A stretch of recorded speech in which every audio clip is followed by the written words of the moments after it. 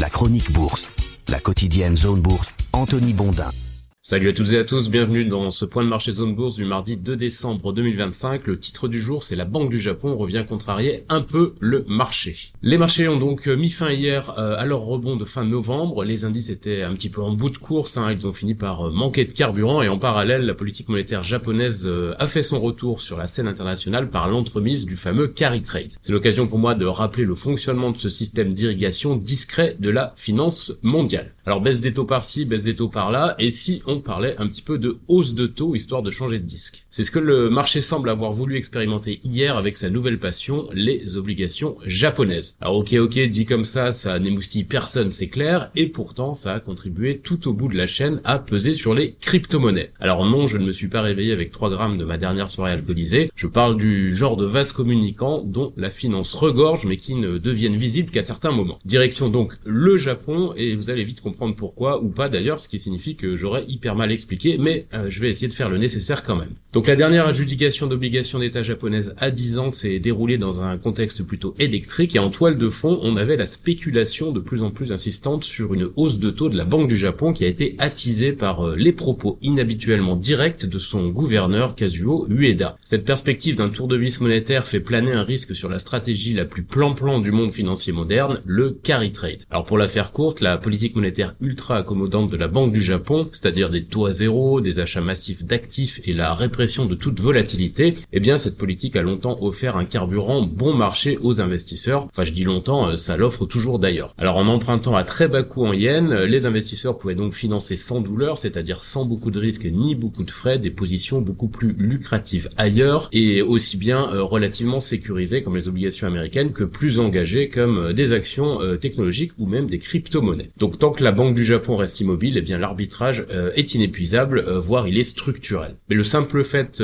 que la Banque centrale envisage de relever ses taux menace quand même de tout désosser. Si emprunter en yens devient soudain plus coûteux, eh bien le jeu de l'emprunt à bas prix pour investir ailleurs devient moins unilatéral. Il peut même y avoir une double peine, le coût du montage est plus élevé puisque la charge immédiate est supérieure à cause de la hausse des taux, et en plus on a un renforcement du yen qui peut provoquer une perte de change au moment du remboursement. Donc mécaniquement dans ce genre de situation, les positions les plus risquées irriguées par le carry trade sont en partie débouclées et parfois relativement vite pour éviter la réaction en chaîne. C'est un risque qui plane régulièrement sur le marché mais qui ne se matérialise que relativement rarement, mais quand ça se produit c'est plutôt brutal. On en a eu un exemple en août 2024 où un simple soupçon de resserrement monétaire à Tokyo avait provoqué une correction brutale des marchés et de certains actifs à risque, notamment des crypto-monnaies. Donc en ce début décembre, Kazuo Ueda a un petit peu réveillé le souvenir de l'été 2024, c'est encore un peu diffus mais ça existe. La probabilité d'une hausse de taux au Japon lors de la réunion de la fin du mois de décembre est montée de moins de 40% à environ 80% en quelques jours après les déclarations, et si ce n'est pas d'ailleurs en décembre, ce serait plutôt en janvier puisque les traders mettent une proba de 90% pour le mois de janvier. Donc une fois de plus, le carry trade réveille les passions et provoque une mini-aversion au risque du marché. Ça a été visible sur les actifs à risque, mais on constate généralement aussi un effet papillon sur les obligations d'État, notamment sur les treasuries US qui sont abondamment alimentés par le carry trade et qui sont très liquides, donc faciles à vendre. C'est la raison pour laquelle le rendement du 10 ans US est remonté d'un peu moins de 4% hier à 4,1% en journée. Il n'y a pas de remise en cause de la baisse des taux aux États-Unis,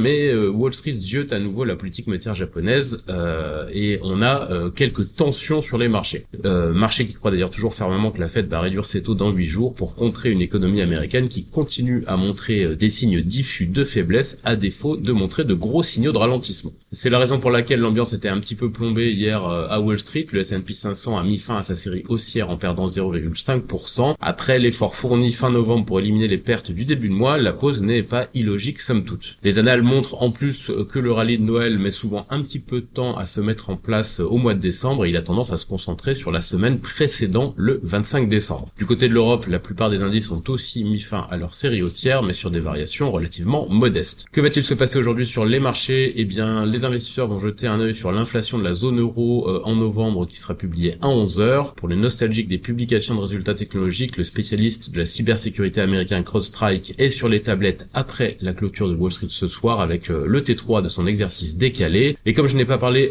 du record de quelque chose depuis au moins 24 heures, on va quand même parler de celui de l'once d'argent qui a flirté avec 59 $ hier en séance. C'est un nouveau sommet.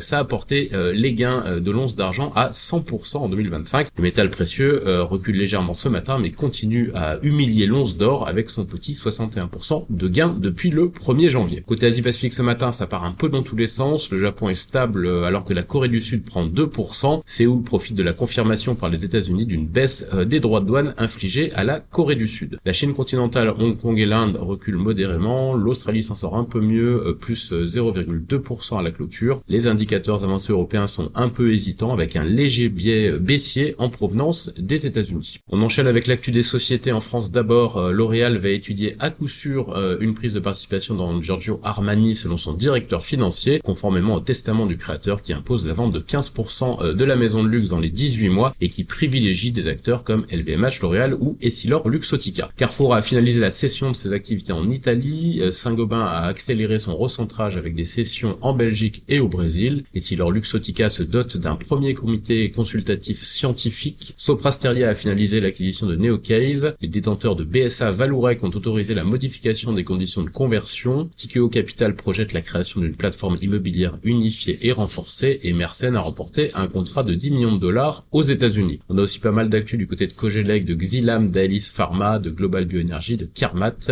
et on attend les résultats de Quadient ce soir. Ailleurs en Europe, Bayer a obtenu le soutien de l'avocat en chef du gouvernement US pour que la Cour suprême examine l'affaire Roundup, ce qui améliorerait les chances d'obtenir une décision favorable dans le contentieux lié au glyphosate. Nestlé envisagerait de vendre la chaîne de café premium Blue Bottle Coffee à prix Reuters. Banco Santander a placé 3,5% de sa filiale polonaise pour environ 413 millions d'euros pour ramener sa détention à 9,7%. Roche peut commercialiser son test de diagnostic de la coqueluche aux États-Unis. ABB reprend les activités de Gamesa Electric. Holcim rachète 3 actifs en Europe. Givaudan a finalisé l'acquisition de Bel Air Création. Iveco a remporté un contrat pour la fourniture de camions militaires à l'armée italienne. Swedbank acquiert la totalité du capital de la société nordique de cartes de crédit Entercard et Dormakaba rachète l'allemand Metamatic. Côté Amérique du Nord, Apple va encore bouleverser son équipe IA après le départ d'un haut dirigeant selon le Wall Street Journal. Bloomberg pour sa part croit savoir que Netflix aurait principalement enchéri en numéraire pour le second round des offres sur Warner Bros.